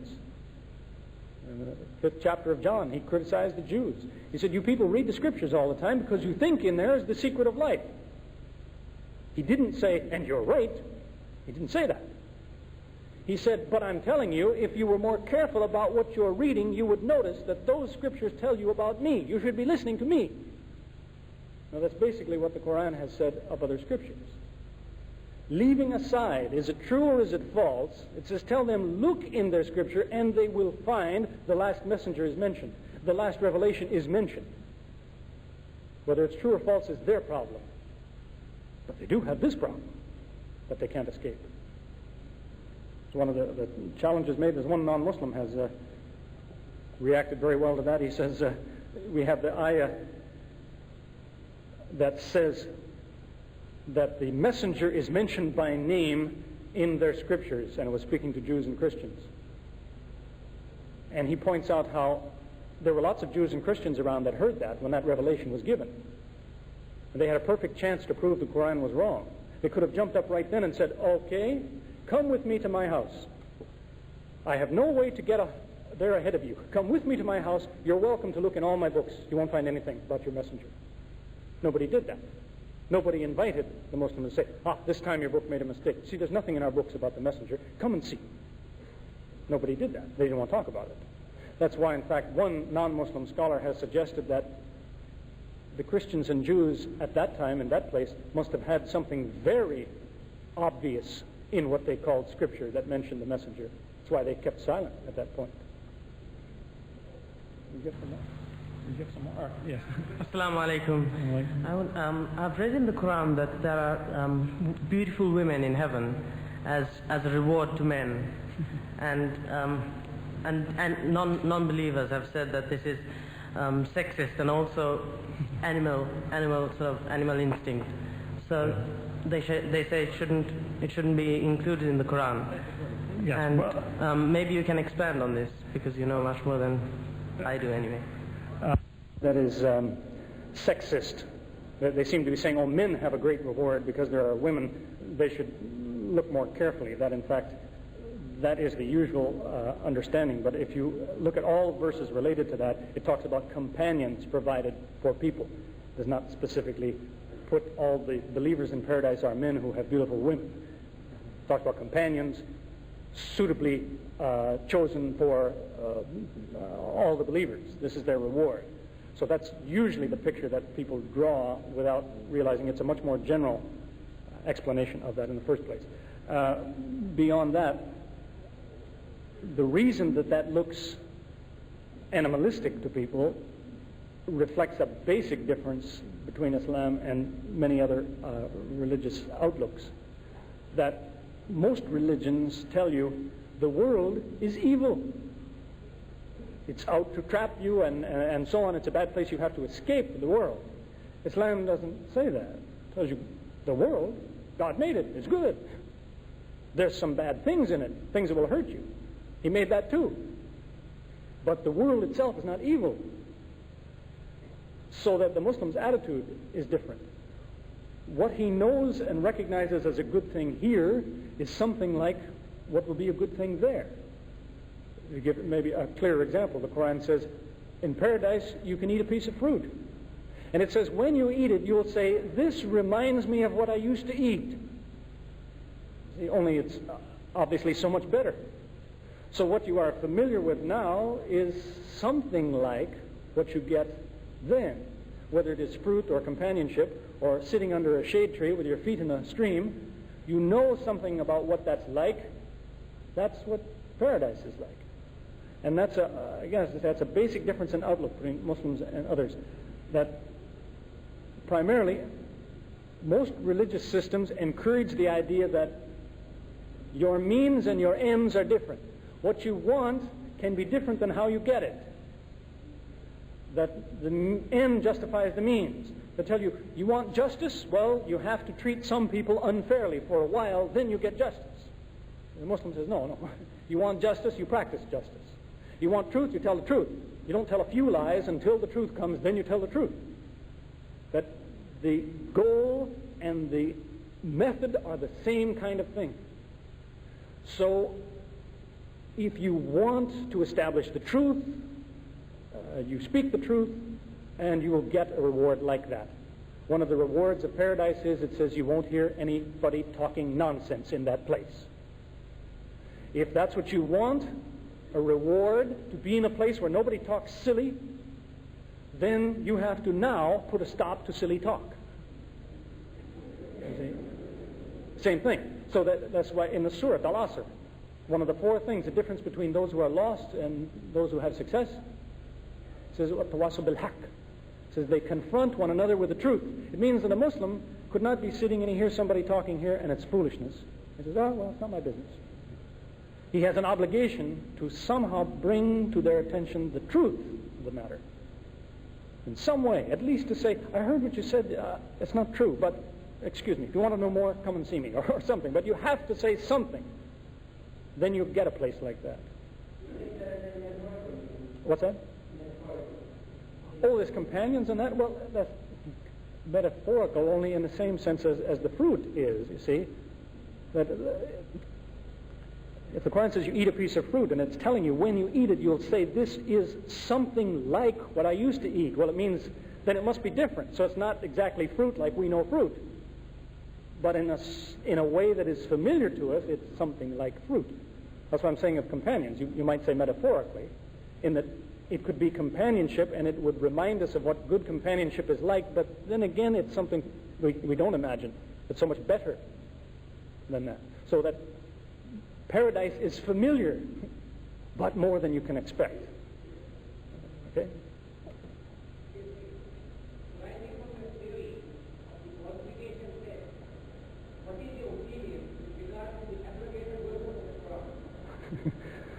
Well, that's a thing that I'm afraid is often misunderstood by Muslims when they say there are verses of the Quran that are abrogated that tell you this means that some verses are overruled by other verses. That is, a verse says this, but another verse tells you that's not true anymore. There's no such pair of verses in the Quran. It's impossible. The Quran says it doesn't have any contradiction, so how could there be one verse that tells you something different than another verse? When the ayah says, if it came from other than Allah, surely they would find in it ikhtilafan kathiran, many inconsistencies. Because there are none. There's no inconsistency. Where the misunderstanding often comes is, for example, someone will say, and someone told me, I said, can you show me an abrogated verse? He says, this one, it says, don't pray if you've been drinking. But this ayah says, don't drink. But those are not two different things. This one is not different than that one. To say, don't pray when you've been drinking is not erased by a verse which says don't drink. Those don't say different things. It's a thing that the law is well familiar with, that you have, in effect, all you need is one law, if that's the case. The law says behave. And that eliminates all the other laws, but it doesn't. And it's in that same spirit that you may find this misunderstanding among people when they say, another example is people will say, the Quran says, don't take a second wife unless you can treat them equally. But they say, in this verse, it says you can take 4. So that's a contradiction. But it's not a contradiction. The one is a qualification, the other is a limitation. It's called a contradistinction, or what is contrapuntal, but it's not in conflict. Saying don't have more than 1 if you can't treat them equally is not the opposite of saying don't take more than 4.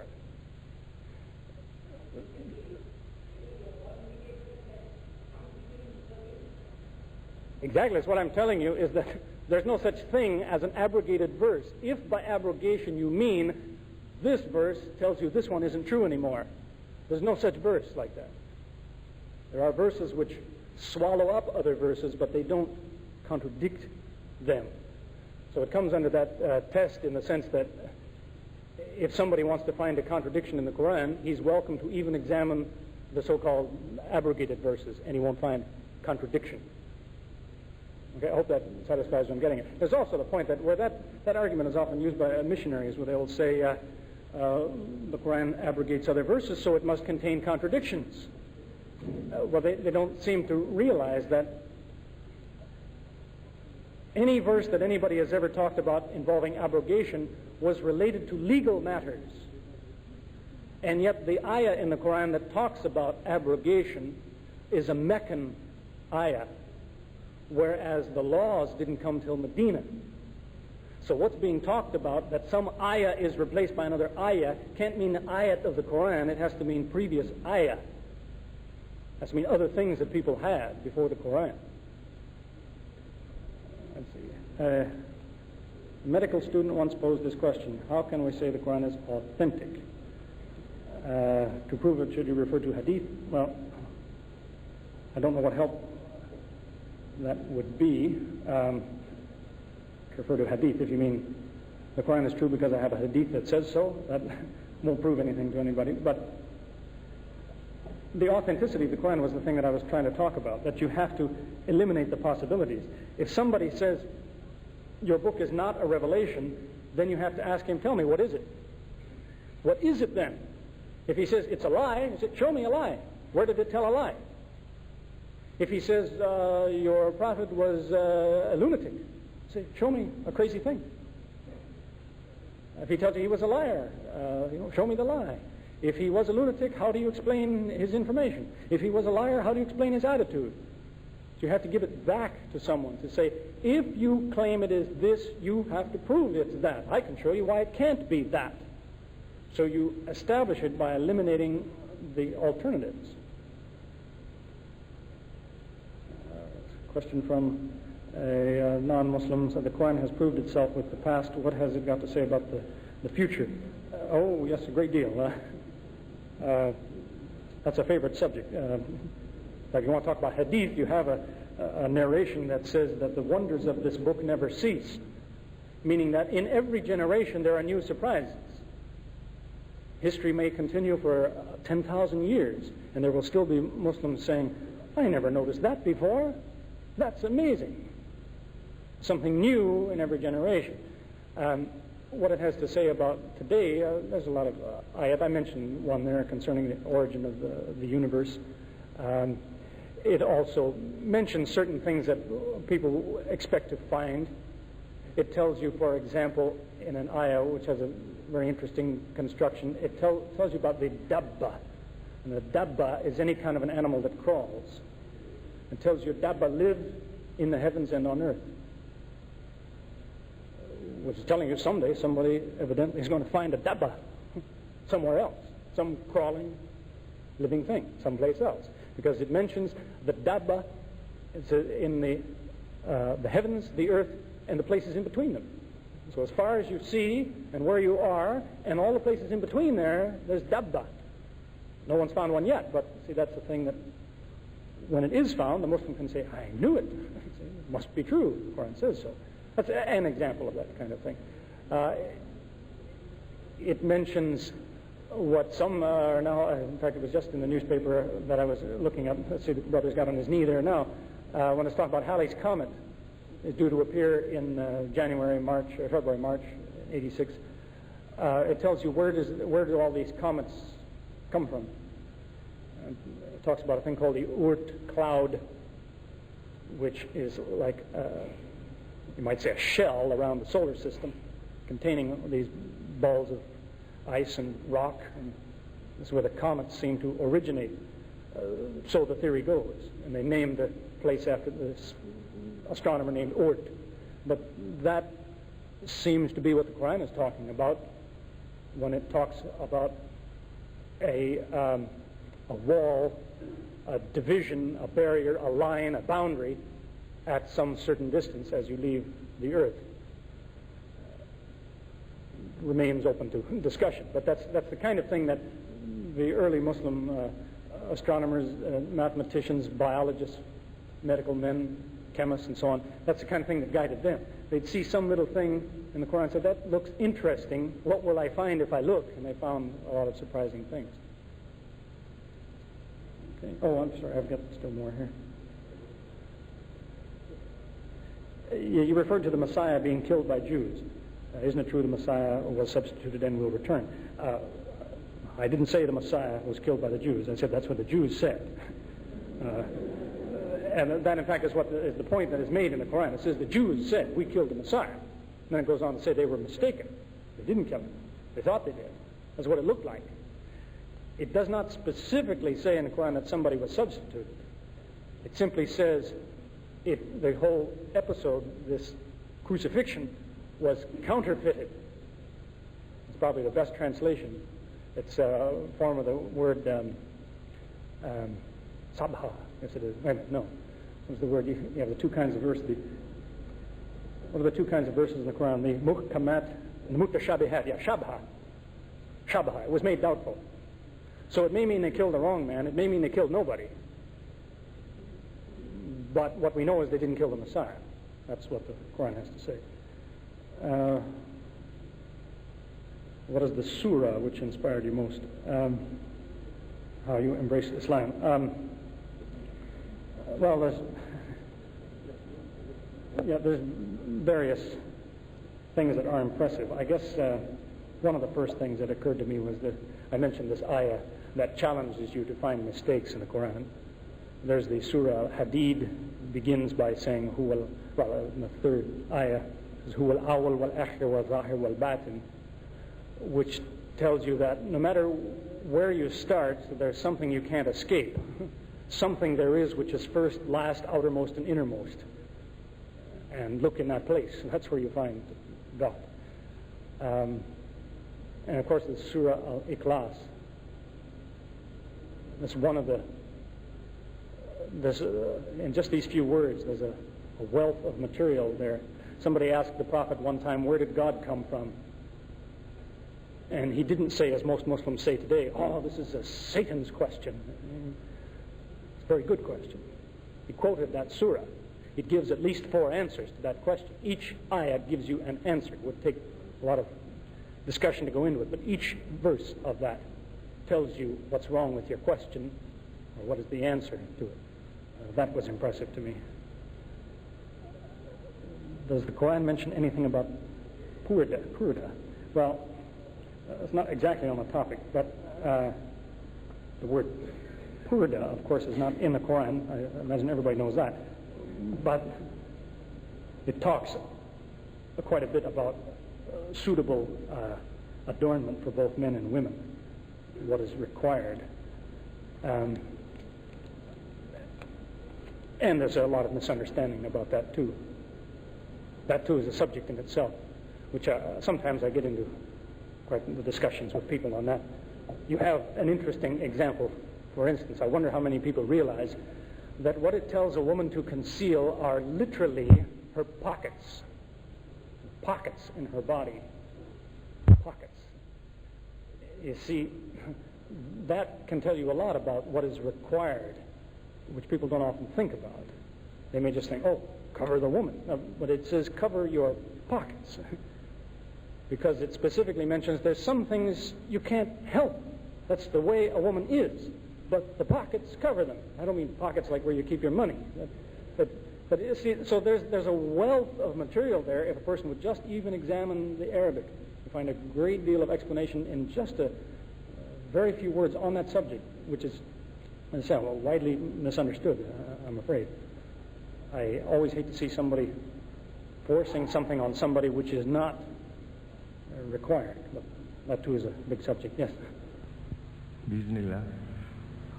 I ask your permission also for the question, which has particularly bothered me because the description of the lecture in itself. Of the which? Of the lecture in itself, the amazing Quran. Yes. When we speak of Allah, we never arrogate unto ourselves. We never have which now? We never arrogate unto ourselves the Yes. right for an adjectival description. The Quran is the revelation of Allah. Unlike the Prophet Rasulullah sallallahu alaihi wasallam, who the Quran says is a man and a messenger.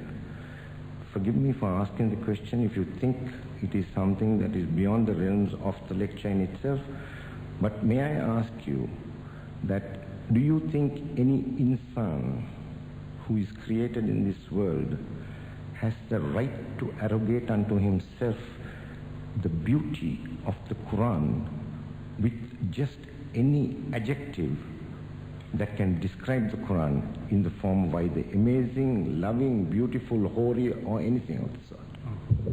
Okay. Well, so the Quran itself uses adjectives that describe itself, and that's what I was trying to say. That, for example, in the one ayah, it mentions about the revelation that it made the Prophet, it says, ajibta, which means it surprises. It surprised him. The revelation surprised him. So if I say of the Quran that it is surprising or amazing, I'm saying what it says of itself. That's what it says it's like. That's not adding something. The word holy is really, that's a troublesome word in English, and I don't use it to talk about the Quran because it's inappropriate in English, technically. The word holy comes from the same root as you spell with the W in front of it, W-H-O-L-E, whole. So that people are not holy. There's only one who's holy. It's Allah. He's one. That was the original understanding, even in English, of the word holy. You only apply that, you said, God is holy because he's one whole thing. Nobody else is one like that. But it's fallen into such careless use that people talk about holy men and holy this and holy that. And that's unfortunate. Even the Arabic word, what kadus is sometimes translated holy, that's not really the best English word for that, because that gives a misunderstanding of this. Only Allah is holy. The Quran may be Kareem, what other words? They say Majid and some other descriptions like this, but not holy in the proper meaning of that word. It doesn't talk about itself that way. Okay?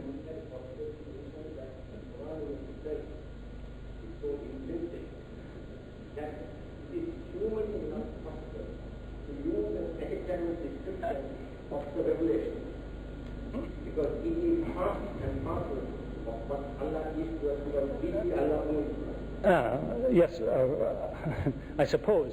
Technically, suggest the Muslim has a different approach, just to give a comparison for what we're familiar with Christianity.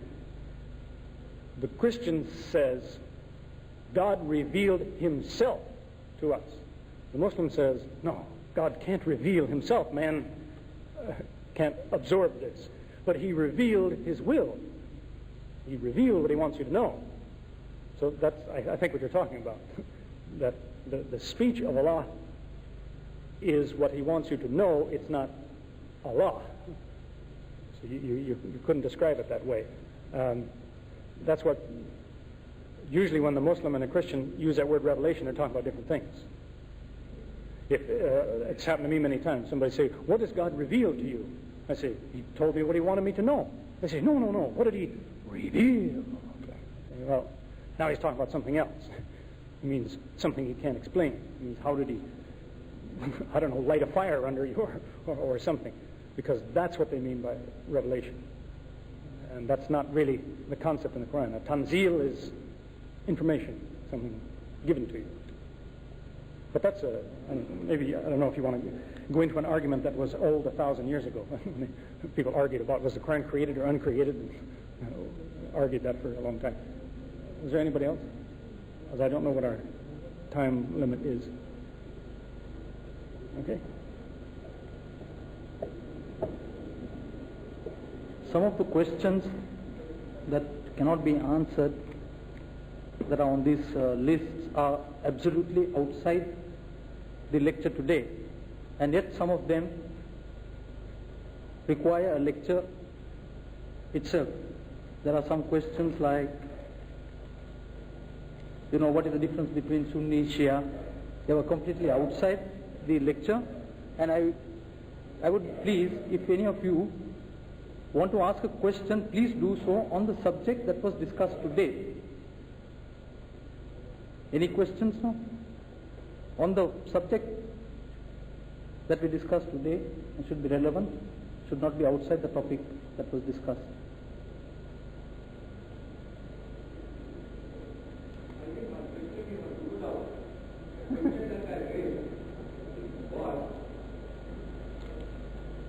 Yeah, what was it? Pardon? Yeah.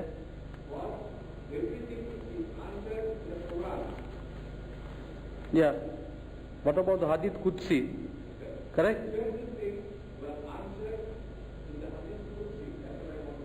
Yeah, but you will agree with me. You can do that. Okay. Okay. Yes, I think I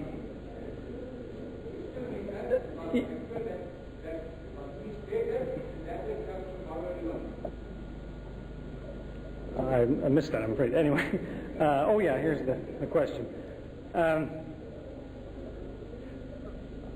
The Quran says many times that it is complete. You find that in the 6th surah, for example, about the 112th, 113th ayah, it says there's nothing left out, no detail. So, in fact, I remember talking with an Egyptian brother one time, and I mentioned this ayah, and he said, that's not true. You need this, you need that. I said, no, what does it say here? You can read Arabic. He reads. There's nothing is left out of this book. He said, but that's not true. You see, I said, you're not arguing with me now. You're arguing with what the ayah says. Nothing left out. Now, the misunderstanding that often comes from that, though, is that Muslims could fall into the same trap that some religious groups fall into. That is, they believe in their book, and they become so wrapped up in this book they don't know anything else. The Quran is not of that nature. The Quran tells you what you need is here. It lacks nothing. But what does it tell you to do? Time and time again it says, look here, look there. If you don't think this is true, look there, you'll see it is. Verify this, examine that, research this, find out more about that. So it keeps directing your attention to